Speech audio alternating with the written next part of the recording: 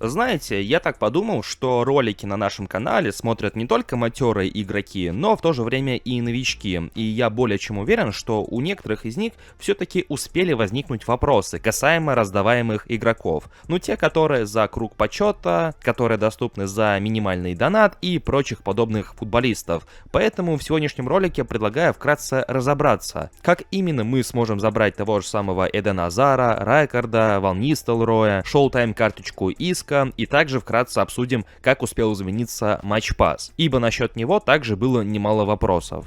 К слову, если вам необходимо пополнить ваш баланс монеточек в eFootball Mobile или в любой другой мобильной игре, то вам на PlayRock, ведь на их сайте собраны одни из самых выгоднейших предложений на рынке, а также вы всегда можете предложить свои товары и услуги. А если вы обладатель такой платформы, как ПК, и играете в Steam, и вам необходимо пополнить его баланс, то это также можно сделать на PlayRock с наименьшей комиссией на рынке. Приобрести монеты и все остальное на их сайте вы можете в пару кликов, и что самое главное, безопасно.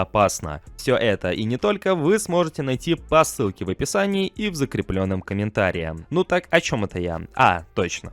И перед тем, как мы начнем, попрошу обратить ваше внимание на то, что начинаем мы этот ролик с более очевидной информации, поэтому для всех тех, кто далеко не первый день играет в eFootball, я думаю, ее можно даже будет пропустить. Наверное, отдельный тайм-код, где более-менее интересная информация для вас, я также оставлю на экране. Для всех же остальных, кто в игре недавно или просто не понимает сути, давайте постараемся разобраться. Как же можно забрать Эдена Азара, Райкарда и Рауля? Все эти три эпические карточки доступны для нас в рамках круга почета. Это ежедневное испытание, которое нам нужно проходить при входе в игру. Оно обновляется каждый божий день, и вся суть заключается в том, чтобы забить пенальти. Забивайте пенальти, проходите дальше. И после того, как вы проходите всю клетку, вы забираете ту или иную награду.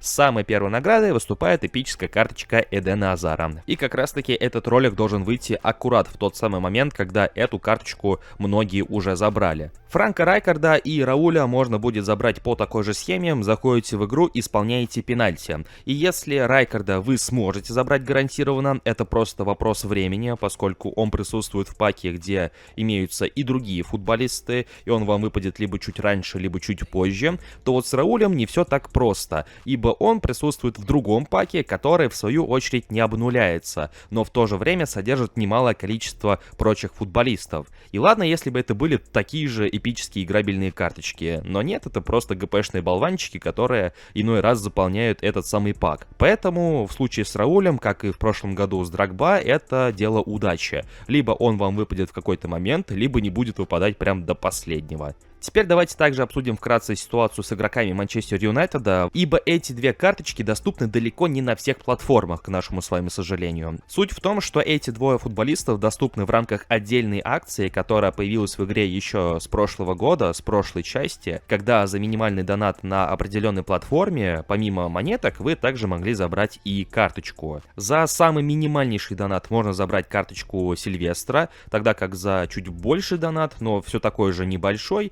можно забрать Ван Нистелрooя и, по-моему, группку других футболистов. В прошлом году была такая же акция, и причем она была доступна также далеко не на всех платформах. Если вы помните, тогда был Давид Вилья и Хосеп Гвардиола. Касаемо же того, где именно доступна данная акция, она доступна на консолях и на мобильных устройствах, тогда как на ПК подобная акция проходит мимо нас. Уже чуть более интересная ситуация с шоутаймовской карточкой Иска, поскольку это первый подобный опыт, когда мы получаем карточку за достижение какой-то конкретной цели, а именно попадание в определенное количество игроков в рамках дивизионов. Для того, чтобы забрать эту карточку, вам, во-первых, надо попасть в топ-1000 игроков по дивизиону. Честно, я не помню, как далеко начинается топ-1000. Первый ли это дивизион, или же достаточно второго дивизиона. Но что понятно наверняка, так это то, что вам нужно быть не выше топ-1000 игроков по всем дивизионам, с учетом всех платформ. Другой не менее важный, но в то же время интересный вопрос. А когда именно мы сможем забрать эту самую карточку? Как и любые награды, которые раздавались в рамках дивизионов по истечению каждой новой фазы, то же самое касается и карточки.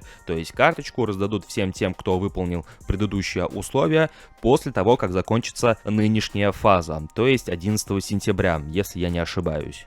Ну и после того, как мы закончили разбираться с игроками, давайте же быстренько взглянем, что из себя представляет нынешний Match Pass. Наверняка многие из вас заметили, что привычного нам Match Pass в игре больше нет, и это действительно так, он пропал из игры, и его заменила вот подобная вкладка, которая касается уже непосредственных наград за прохождение кампании. Выполнение целей осталось в привычном виде, но как будто бы их стало меньше. Но по большей части теперь Match Pass представляет из себя вот это вот нечто, которое отсылается к актуальной кампании, которая проходит в игре, и в то же время ее заменила еще и подобная бинго, где вы выполняете конкретные цели и получаете за это конкретные награды. Либо поинты, либо, как в случае со стартовой кампанией, новые карточки. Причем, если вы заполните целый ряд, то помимо той клетки, которую вы закрыли вот только что, и поинта, который вы получили за нее, сверху за этот самый пройденный ряд вы получите еще один поинт сверху, что на самом деле круто.